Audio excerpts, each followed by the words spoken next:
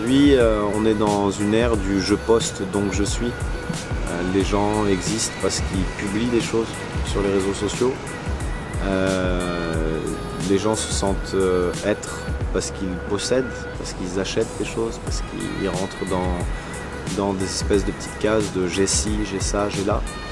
Et j'aimerais juste qu'on aille un peu plus loin dans tout ça. J'aime les humains, donc je suis assez focus sur l'humain et l'humanité en général, dans le sens où, par exemple, dans cette exposition, ce que j'ai voulu illustrer, c'était beaucoup de réalités auxquelles on est confronté en tant qu'acteur et victime. Et on va dire que mon leitmotiv, c'est peut-être d'essayer de faire des constats à un instant T sur une société ou des agissements qu'on pourrait avoir tous. Qui sont peut-être erronés et peut-être j'ai envie que le spectateur et que la personne qui vient voir l'expo se pose des questions et peut-être se remette en question aussi.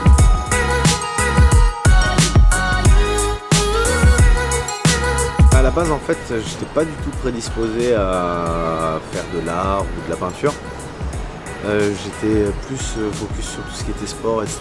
J'ai eu un accident, j'ai eu un problème de genou et à l'époque j'étais en pension à Toulon et j'ai un de mes meilleurs amis qui s'appelle Crash Tooth, son nom de graffiti, qui m'a dit viens peindre avec moi et je lui ai dit mais qu'est-ce que je vais peindre je suis sorti avec lui, j'ai fait un truc horrible et en fait la sensation de peindre m'a tellement plu et j'étais tellement frustré d'avoir fait quelque chose de moche que je me suis dit j'arrêterai pas de peindre tant que je peindrai pas bien. Et j'ai toujours pas arrêté parce que je pense que je suis pas arrivé là où j'ai envie d'aller, donc j'ai continué.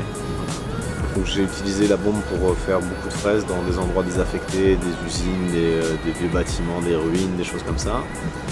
Et en 2010, j'ai dû commencer à faire mes premières toiles.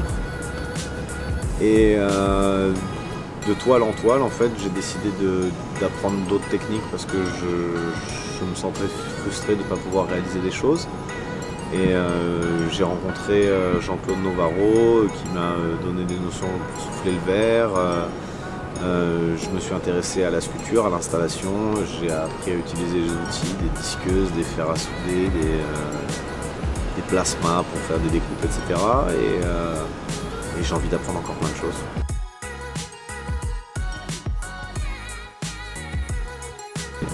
Et j'aimerais que l'humain soit plus tourné vers les autres plutôt qu'aujourd'hui, de plus en plus que vers eux-mêmes et le nombrilisme, etc.